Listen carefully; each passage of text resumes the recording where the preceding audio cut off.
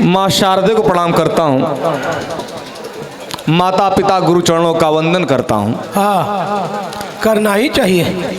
समृद्ध मंच है, सबको प्रणाम करता हूँ और बनारस के आप सुनने वाले आपको विशेष प्रणाम करता हूँ। हाँ, हो सकता है कि आप मेरी कविता से न खुश हो, न ताली बजाएं, उससे पहले ही एक बार आप बाबा विश्वनाथ का जय घोष कर लें और स्वयं के लिए ताली बजा लें, ताकि ये मेरे लिए कमी पूरी हो जाए कि आप सबने ताली बजा लें।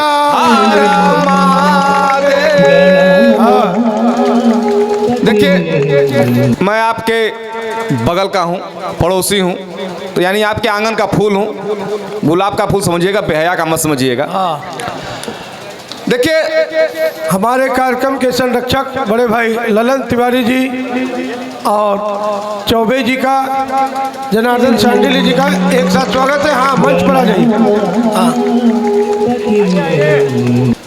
भाई साहब, आपको मैं बताऊं, नागेश भैया, मैं शुरू होता हूं। कुछ कवि होते हैं 2-4 मुक्तक पढ़ने के बाद अपनी औकात पे आते हैं। जब अपनी औकात पे बाद में ही आना, तो मैं पहले ही अपनी औकात पे आ जाता हूं। आप मेरी औकात देखिए। अधिवक्ता साथी सुनील मिश्रा जी का भी बहुत बहुत स्वागत है। हाँ,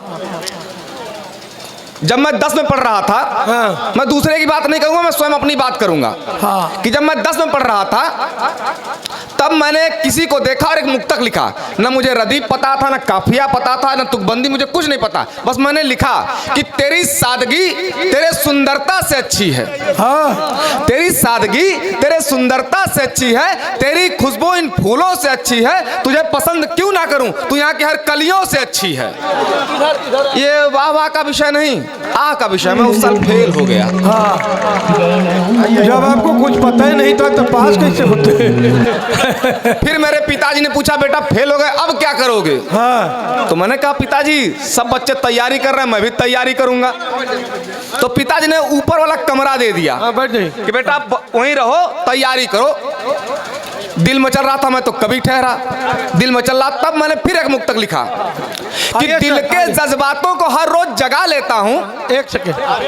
और इस बीच डॉक्टर अनुराग टंडन जी, जिन्हें प्रोफेसर कौशल किशोर मिश्र जी कौशल गुरु का बेजोड़ हाथ से ठलुआ सम्मान प्रदान किया जाना है, आप पधार चुके हैं। जोरदार तालियों से एक बार आप स्वागत करें। काशी में हास्य के पर्याय ठलुआ क्लब, युवा पीढ़ी अगर नहीं जानती है तो जान जाइए। ये सामान्य ज्ञान की बात बता रहा हूँ, इसलिए कि शिक्षक है हम लोग, ये सब हम लोग का धर्म बनता है। बनारस में अति प्राचीन काल से ठलुआ क्लब की स्थापना हुई, जो इस तरह के जैसे धुरंधर टाइप का आयोजन ठलुआ का होता था और उसमें विद्वानों को विशेष प्रकार से सम्मानित किया जाता था। बहुत बहुत स्वागत डॉक्टर साहब का। डॉक्टर साहब अभी भी अपने YouTube और Facebook पर तमाम हरकतों से हास्य फैलाते हैं और आज तो नाचते हुए आपने अपना वीडियो भेजा है। अच्छा, इसमें बुरा क्या है? नृत्य आनंद की पराकाष्ठा है और ये नटराज का शहर है, तो हम क्यों न नाचें? अच्छा, नाचने के बारे में ये कहा जाता है कि मन मयूर नाच उठा। अब इसका विशेष अर्थ है, ये खाली हम ही बता सकते हैं क्योंकि हम प्राइमरी स्कूल के अध्यापक हैं, विद्वान होते हैं हम लोग। हाँ, और मन मयूर नाच उठा, मैंने नहीं चाह रहे थे फिर भी नाच चुके। तो डॉक्टर साहब का बहुत बहुत स्वागत है। हर हर महादेव। अब आप सुना लीजिए, बस सुना ले तो आपका सम्मान। बहुत बहुत धन्यवाद, बड़ी कृपा हुई। मैं आज सुबह भैया को फोन किया, सच्ची घटना बता रहा हूँ कि जब सुबह भैया को फोन किया तो भैया को प्रणाम बोला, भैया क्या कर रहे हैं? तो भैया ने बड़ा दबे स्वर में कहा, मैं कपड़े धो रहा हूँ। आज ही तो मैं नई बात क्या है। तो मैंने नागेश भैया से ये भी पूछ लिया कि भैया अपने की घरवाली के?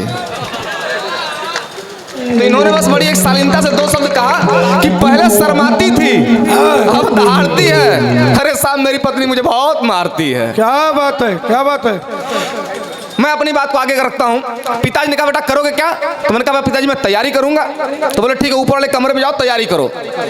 तो मैं ऊपर तैयारी कर रहा था, पड़ोस में कोई आया, फिर दिल में चला, फिर लिखा कि दिल के जज्बातों को हर रोज जगा लेता हूँ, दिल के जज्बातों को हर रोज जगा लेता हूँ, दिल के जज्बातों को हर रोज जगा लेता हूँ, घर से छुप के इलू इलू भी गा लेता हूँ, जब भी आती है मेरी नई पड़ोसन कोई खिड़कियां खोल के मौसम का मजा लेता हूँ। क्या बात है। अच्छा, मौसम का मजा ले ही रहा था, पिता ने कहा कि अब बेटा ये भी आह का विषय नहीं था, इस पे भैया बाहर आए और मुझे पुलिस से पकड़ा दिया, मुझे जेल हो गई, एक मुक्तक में फेल हो गया और एक मुक्तक में जेल में हो आया। फिर पिताजी ने पूछा और अब बेटा क्या करोगे? तो मैंने कहा पिताजी अब जो कहें आप। तो बोले बेटा शादी कर लो। तो मैंने कहा ठीक है पिताजी करा दीजिए। तो उन्होंने पूछा बेटा किसी को पसंद किए हो? तो मैंने कहा हाँ किया हूँ पिताजी, उसी से करा दीजिए। तो बोले जिसको पसंद किए हो उसके बारे में थोड़ा बताओ।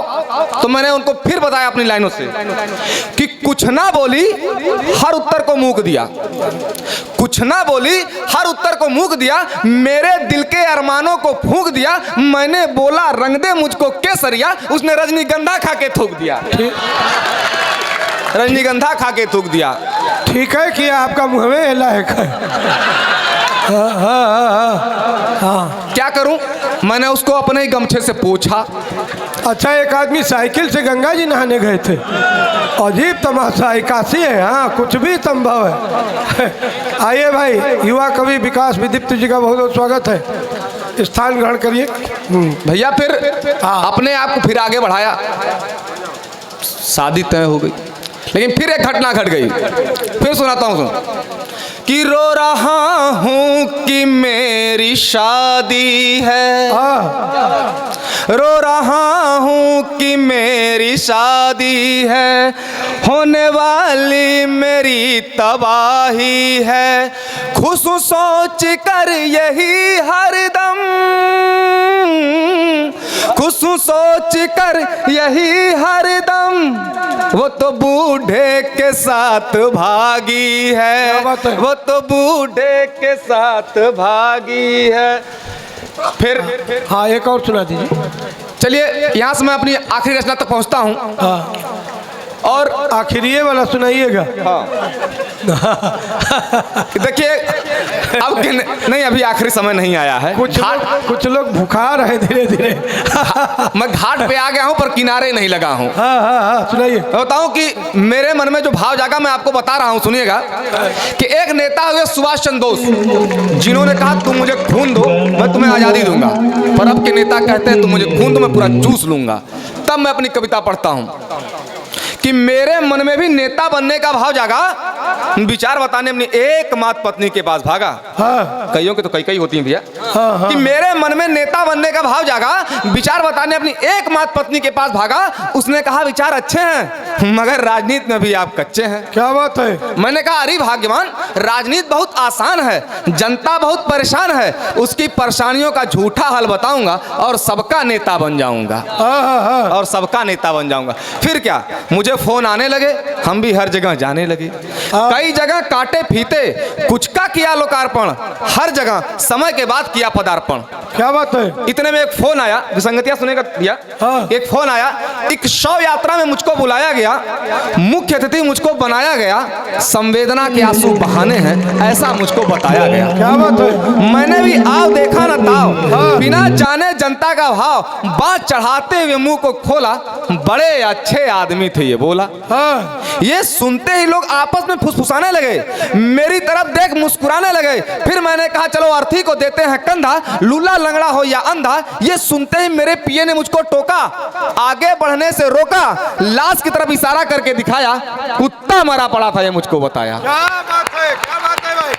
बहुत अच्छा, बहुत अच्छा। कुत्ता मरा पड़ा था ये मुझको बताया। मैं अपनी बेइज्जती को भाप गया। देखिए मैं पंडित आदमी हूँ, हर जगह उपयोग में ला जाता हूँ, जीवन के साथ भी जीवन के बाद भी। अगर भरोसा न हो तो पहले इस्तेमाल करें फिर विश्वास करें। क्या बात है? कि अपनी बेइज्जती को भाप गया, नंगे पांव वहां से भाग गया, तब मैंने ये जाना बहुत कठिन है राजनीति कर पाना। अब मैं राजनीति नहीं कर पाऊंगा, पंडिताई से ही अपना घर चलाऊंगा, पंडिताई से ही अपना घर चलाऊंगा, पंडिताई से ही अपना घर चलाऊंगा। बहुत बहुत